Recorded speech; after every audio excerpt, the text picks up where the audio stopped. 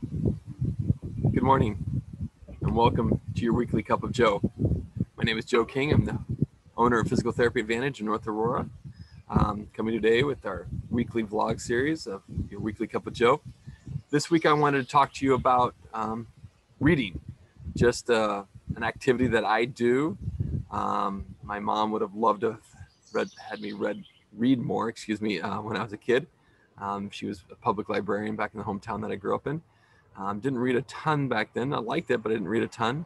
It wasn't until I got to graduate school and then afterwards that I really started to read a lot more and found that it's been one of the best things for me as far as to clear my head at the end of the night, just to gain knowledge, soak up things. And more importantly, over the last 14 years for me, as a business owner, I've read a lot of self-help books, business books, that sort of thing to really try to help improve me being as a business owner and just being a better person in general. So um, typically, like I said, I'll read a lot of different things. Right now, I've got three things I kind of rotate through. I always have a leisure book that I'll read.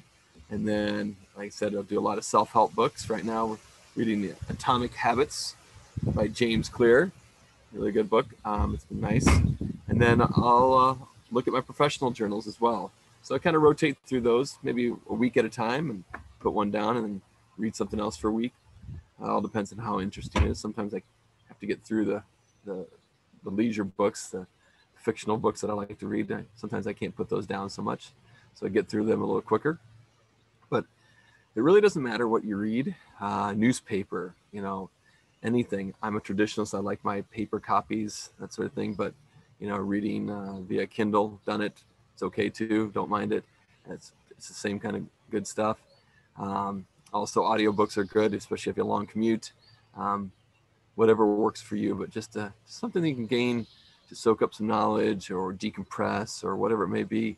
It's all good for you, and it's a great example for your kids and your grandkids to get them to read more as well. So hope you'll take this tip and pointer to heart, and if you are a reader, keep on reading, and if you are not, hopefully you'll start the habit, and maybe you can set a goal of reading maybe one book every other month or one book a month or something like that. That's pretty bold, but I definitely think you can do it. Take 10 to 15 minutes a day to read.